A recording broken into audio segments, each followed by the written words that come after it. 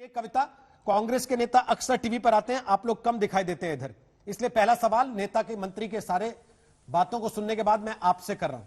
और मेरा बड़ा सीधा सवाल है, वो कह रहे हैं कि विपक्ष कन्विंस नहीं कर पा रहा लोगों को, उनको वोट नहीं मिलते इसलिए कंफ्यूज कर रहा है। आपको तो वोट भी मिले हैं अभी हैदराबाद में, आप भी कंफ्यूज कर रहे हैं क्या फिर भी किसानों को?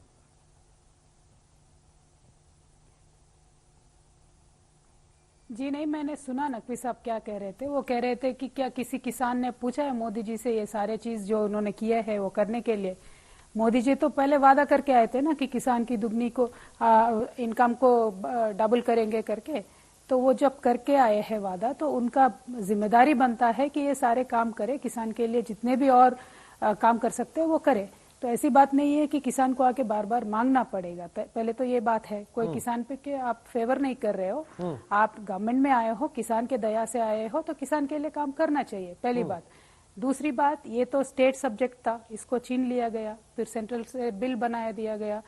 अभी आप इम्प्लीमेंट करने की कोशिश कर रहे हो, आपने किसी राज्य सरकार से बात नहीं किया। तो जाहिर है जितने भी राज्य सरकार के अलग अलग पार्टियां हैं वो तो अपना ऑपोजिशन डेफिनेटली बताएंगे। हमने पार्लियामेंट में भी अपोज किया है, आज सड़क पे भी अपोज किया है, तो संसद से लेकर सड़क तक हमें तो किसान के साथ रहना है, सिंपल सी बात है। तो अभी आप क्वेश्चन कर रहे हो कोई पॉलिटिकल पार्टीज क्यों आ रही है, पॉलिटिकल पार्टीज क्यों कंफ्यूज कर रहे हैं, तो इतने नादान बनने की जरूरत नहीं है बीजेपी को। क्योंकि बीजेपी जब इस बार पावर में आए तो उन्होंने प्रॉमिस ही यही किया था कि हम इनकम को डबल करके दिखाएंगे। तो किस तरीके से किसान के लिए काम करेंगे वो हर एक तरीके का स्टेप उनको लेना पड़ेगा। दूसरी बात ये है, नाउ ऑल ऑफ अस, हम सभी बात यही कर रहे हैं कि फार्म के प्रोड्यूस के बारे में बात करें। मैं आपको एक छोटा एग्जांपल देती हूँ 1 मिनट में। देखिए, एग्रीकल्चर में बहुत इंपॉर्टेंट 3 पहलू है। एक तो सीड्स है, दूसरा तो पेस्टिसाइड्स है, तीसरा फार्म प्रोड्यूस है। हम देखते हैं अक्सर कि सीड्स जब प्राइवेट कंपनी सीड्स में आ गई है तो किस तरीके के रेगुलराइजेशन में हम गवर्नमेंट्स अक्सर फेल होते आ रहे हैं। एक स्टेट नहीं, हर स्टेट में इश्यू है, सेंट्रल गवर्नमेंट के पास ये इश्यू है। और पेस्टिसाइड्स का भी जब मुद्दा आता है तो हर स्टेट रेगुलेशन में जिस तरीके से फेल होता है हम देखते आ रहे हैं। अब तीसरी बात जो अभी तक प्राइवेट से मुक्त है वो फार्म प्रोड्यूस वाली बात है। अभी इस बिल के जरिए, इन 3 बिलों के जरिए आप कह रहे हो कि ये फार्म प्रोड्यूस को भी आप कंप्लीटली प्राइवेटाइज कर दोगे, तो कल के दिन क्या हम रेगुलेट कर पाएंगे?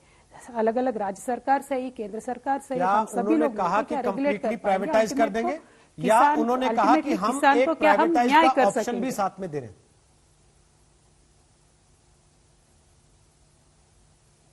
देखिए, मैं क्या बोल रही हूँ, अगर आप फर्मली ये बता रहे हो कि एपीएमसीज रखेंगे, साथ में प्राइवेट मंडी खोलेंगे, वो अलग बात है। लेकिन हम लगातार ये सुनते आ रहे हैं कि एक देश एक मंडी का जो नारा लगाया जा रहा है, इसमें गवर्नमेंट मंडीज को स्ट्रेंथन करने की तो कई बात नहीं है ना। क्योंकि मैं गवर्नमेंट का ही एक आपको बात बताती हूँ। नेशनल एग्रीकल्चर कमीशन एक चीज है, उन्होंने कहा है कि हर 80 किलोमीटर्स में एक हमारी मंडी होनी चाहिए। इसके हिसाब से इस देश में हमें 40,000 मंडीज होने का जरूरत है। लेकिन जब से बीजेपी आई है 6 सालों में कितने नए मंडी आपने खोले हैं, पहले तो ये बात बताइए। तो आपने एग्जिस्टिंग सिस्टम को स्ट्रेंथन करने का कोशिश नहीं किया। ऊपर से आप एक ऑल्टरनेटिव सिस्टम बता रहे हो, बोल रहे हो कि एक देश एक मंडी। तो मेरा सिंपल सी लास्ट एक बात है, एक देश एक मंडी है तो आप एक प्राइस का एश्योरेंस दे दीजिए, पूरे देश भर में एक ही प्राइस चलेगा, इसका एश्योरेंस दे दीजिए, बाद में किसान तो राजी हो जाएगा। नमस्कार, मैं हूं अंजना ओम कश्यप। हमें उम्मीद है ये वीडियो आपको पसंद आया होगा।